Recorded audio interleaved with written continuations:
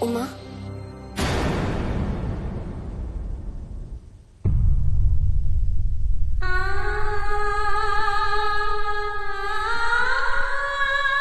भोजन कर लो।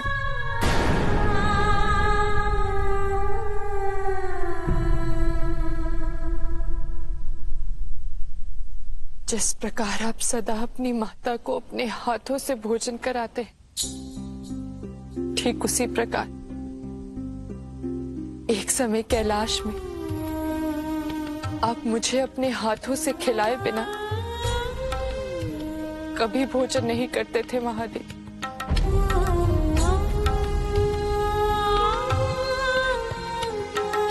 जैसे मैं पल पल स्मृतियों में जीती हूँ, आपको कभी मेरी स्मृति नहीं आती, एक पल के लिए भी नहीं।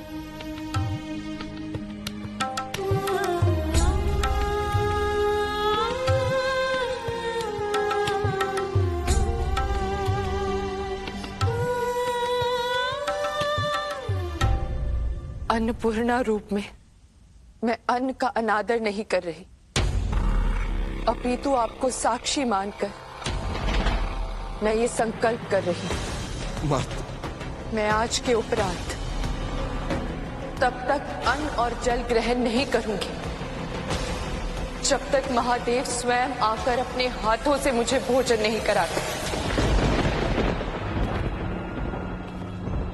देव, नारायण, आज तुम लोग पिताश्री के साथ गुरुकुल जाओगे। जी माता।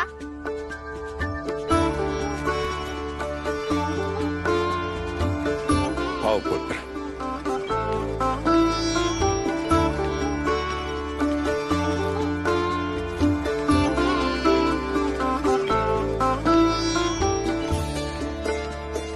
शिव, आदेश करी मां। तू उत्तर पूर्व दिशा में जाएगा। वहां खेत में कृषक खेती कर रहे होंगे, उनमें से एक कृषक को चुनकर उनसे खेती सीखनी पड़ेगी। जो आज्ञा मां।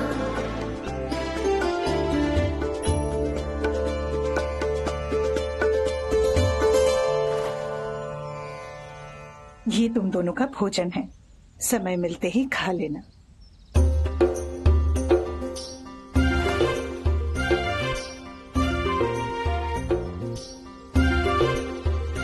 आशीर्वाद दीजिए मां। मुझे भी माता।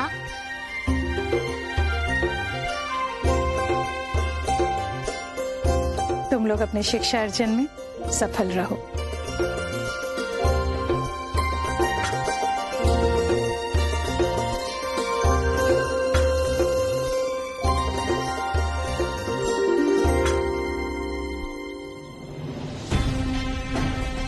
अब शिव को आपकी कथा सुनने का समय नहीं मिलेगा देवी पार्वती। आज आपको परीक्षा देनी होगी महादेव। जिस प्रकार दूर रहकर ही आप अपनी माता की भावनाएं और अवस्था समझ लेते हैं, ठीक उसी प्रकार आपको मेरे मनोभावों को भी समझना होगा।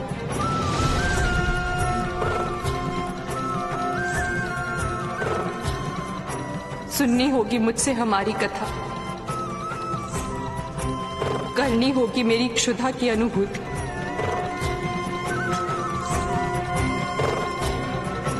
और आकर स्वयं अपने हाथों से भोजन कराना होगा।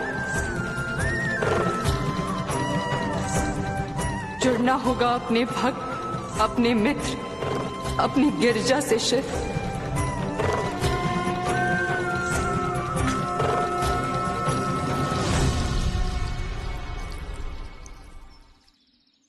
अब हम और कितने समय तक बंधु और श्रमिक बनके अपने ही खेतों में कार्य करते रहेंगे? हम स्वामी से श्रमिक कैसे बन गए?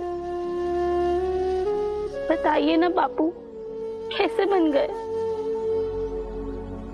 ऋण बहुत बड़ा अभिशाप होता है पुत्री। तो क्या हम इस ऋण और दास के जीवन से कभी मुक्ति नहीं पाएंगे?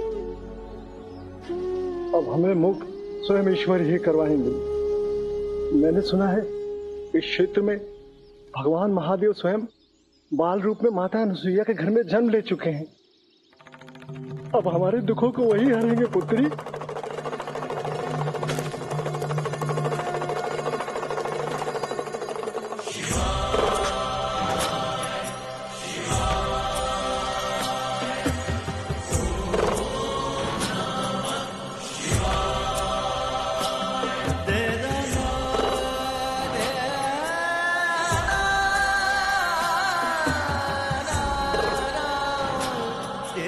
बाबू,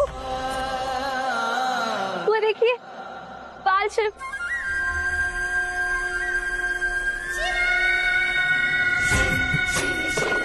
हमारे दास के जीवन से हमारी मुक्ति कराने स्वयं ही आ गए।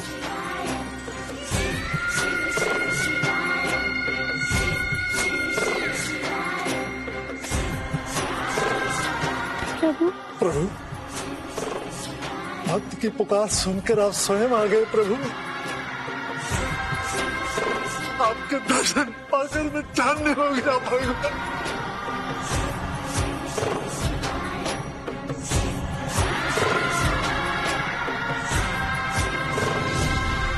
आप कृषक हैं, आप हमें प्रणाम मत कीजिए। हम तो आपसे यहाँ कृषि का कार्य सीखने आए हैं। क्या आप हमारे गुरु बनेंगे?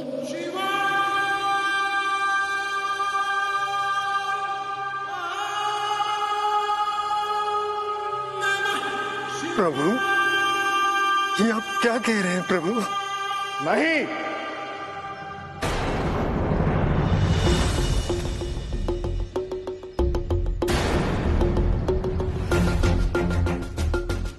ये श्रमिक है, खेत का मालिक मैं हूं।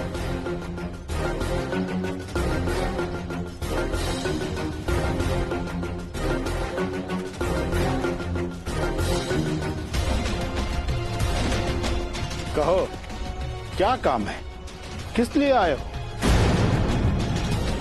यदि कोई दान वान चाहिए तो लौट जाओ,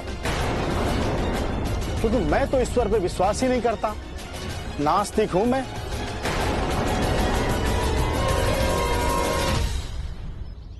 हम यहाँ आपसे कृषि का कार्य सीखने आए हैं।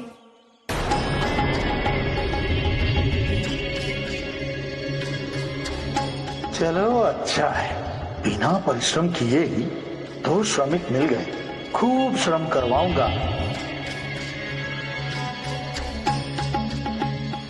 आपने उत्तर नहीं दिया। क्या आप हमें कृषि कार्य सीखने का अवसर देंगे? हाँ हाँ, मैं सिखाऊंगा तुम्हें कृषि कार्य, परंतु इस कार्य में परिश्रम बहुत करना पड़ेगा तुम्हें। क्या तुम परिश्रम कर पाओगे? हम परिश्रम से नहीं डरते।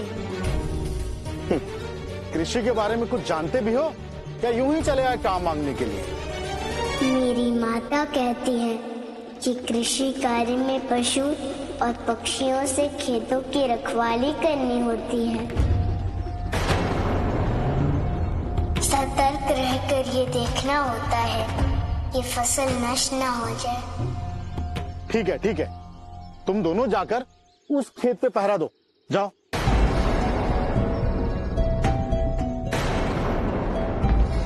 चलो जाओ।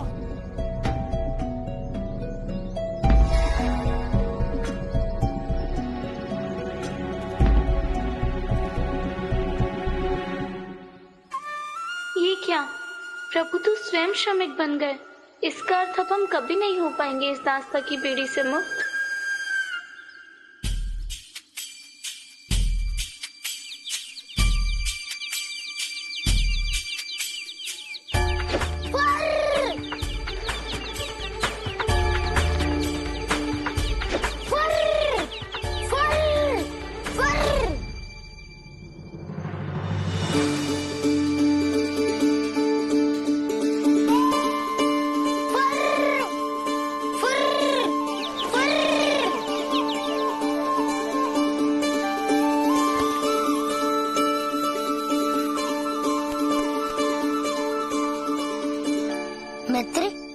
कृषि कार्य सीखना प्रारंभ कर दिया।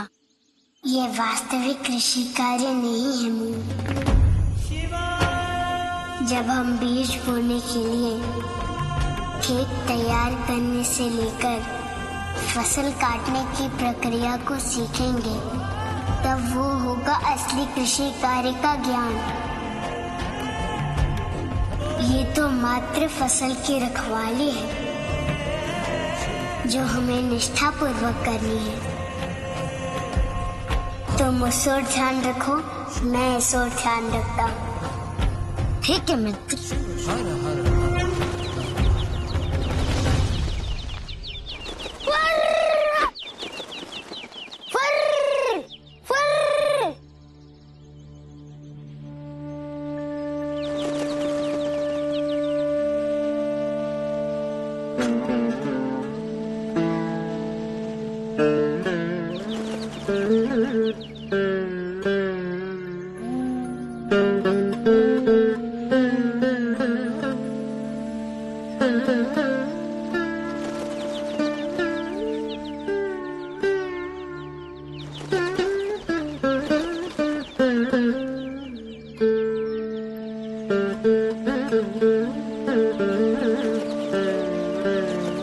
हे पक्षियों, रुक जाइए।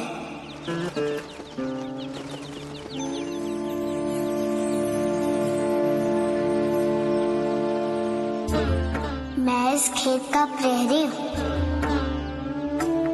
आप सब खेत में मत जाइए। परंतु प्रभु, हमारा आहार तो ये फसल है। खेत में जाएंगे नहीं तो खाएंगे क्या? आज आप हमारा भोजन खाकर पेट भर लीजिए।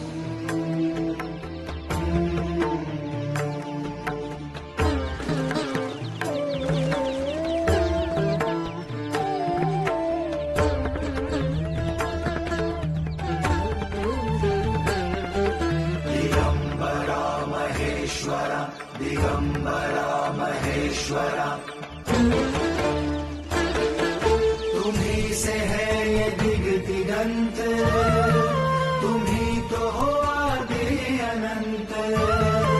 तुम्ही से है ये दिग दिगंत, तुम्ही तो हो आदि अनंत।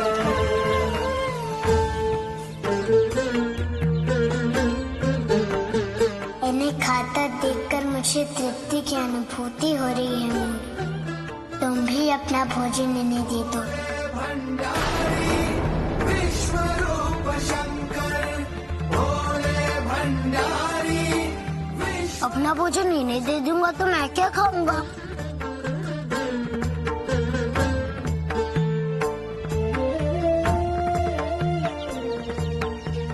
इनके खाने से तुम्हारा पेट भर जाएगा।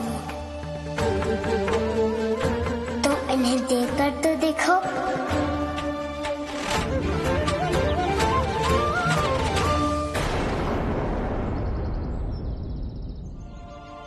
नहीं दोगे?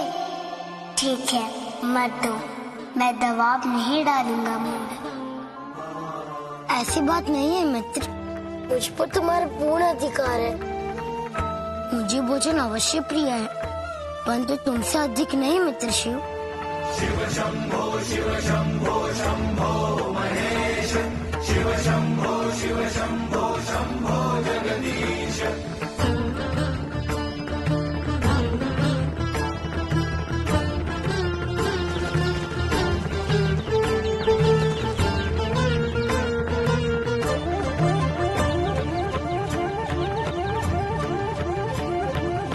सत्य मित्र, इनको तृप्त देखकर मुझे तृप्त की अनुभूति हो रही है। मोर, आज का ये पहला पाठ है। क्या? जो आनंद दूसरों को खिलाने में है, वो स्वयं के खाने में नहीं है। 100% सहमत।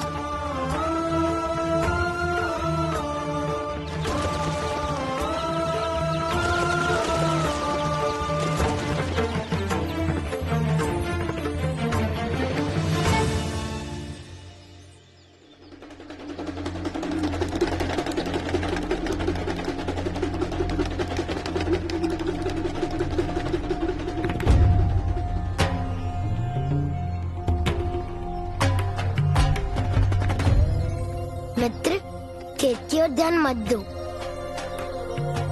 तुम अपने सर्वप्रिय कार्य ध्यान पर ध्यान दो, क्योंकि पक्षी भोजन करके जा चुके हैं और अब वो नहीं आएंगे।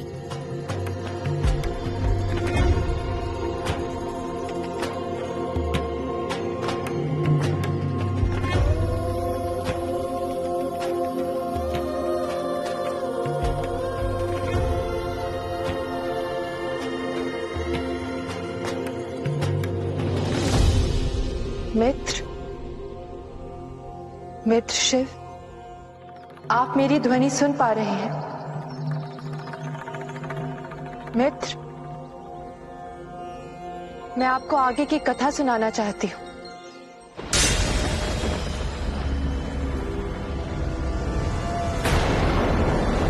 क्या हुआ मित्र?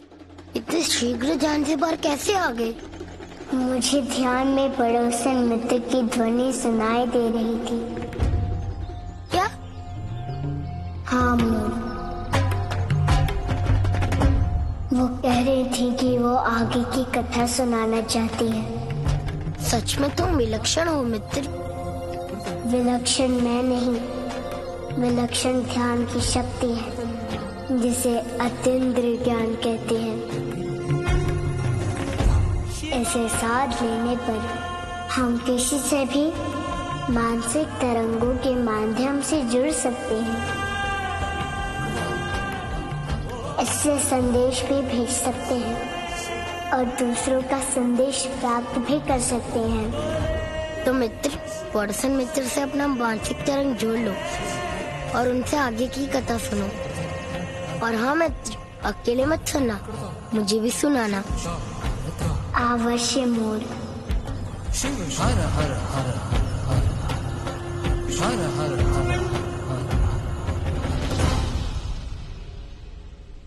मित्र,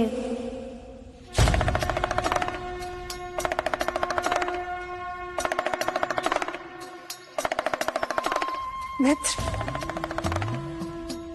बोलिए, मैं सुन रही हूँ।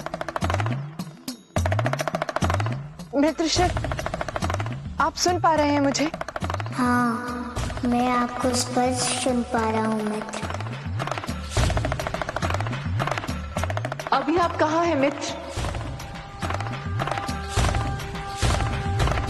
माता की आज्ञा पर शिक्षा ग्रहण करने के लिए कहीं दूर आ गया हूँ मित्र। इसलिए आगे की कथा सुनने के लिए मैं आपके घर नहीं आ पाया, परंतु आप आगे की कथा सुना सकती हैं मित्र। मेरी मानसिक तरंगों से जुड़कर आपने मेरी भक्ति और मेरे समर्पण का मान रख लिया। मैं आपकी ऋणी हो गई हूँ शिव। अब मैं आपको आगे की कथा सुनाती हूँ। हाँ मित्र, सुनाइए। सती अपने पिता प्रजापति दक्ष के यहाँ यज्ञ पर पहुंच गई थी, परंतु द्वारपालों ने उन्हें मुख्य द्वार पर ही रोक लिया था।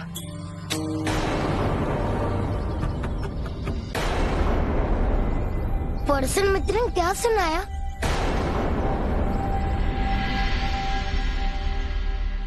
मित्र ने कहा कि नंदी और सती को द्वारपालों ने मुख्य द्वार पर ही रोक दिया।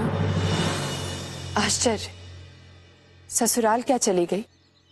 यहाँ के लोग मुझे पहचान नहीं रहे। मैं सती हूँ, प्रजापति दक्ष की पुत्री सती। आपको अपना परिचय देने की आवश्यकता नहीं है देवी सती।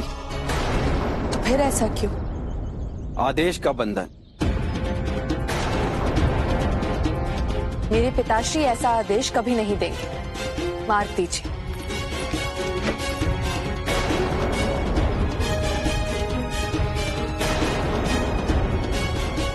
नंदी को द्वारपालों के उस व्यवहार पर बहुत क्रोध आ रहा था, परंतु सती के कारण वो अपने क्रोध पर नियंत्रण कर रहे थे। हर हर महादेव।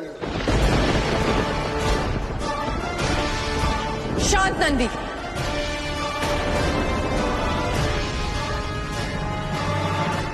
मेरे मायके वालों से ऐसा अभद्र व्यवहार करने का तुम्हें कोई अधिकार नहीं है नंदी। माता ये लोग शांत, बिल्कुल शांत। ये मेरा आदेश है, मैं बात कर रही।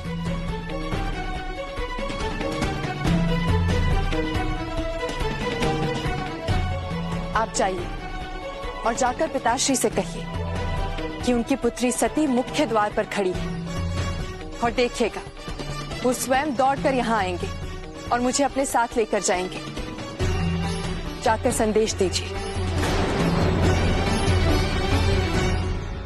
तेरे संदेश का कोई प्रभाव नहीं पड़ेगा पुत्री। प्रजापति दक्ष का निर्णय नहीं बदलेगा।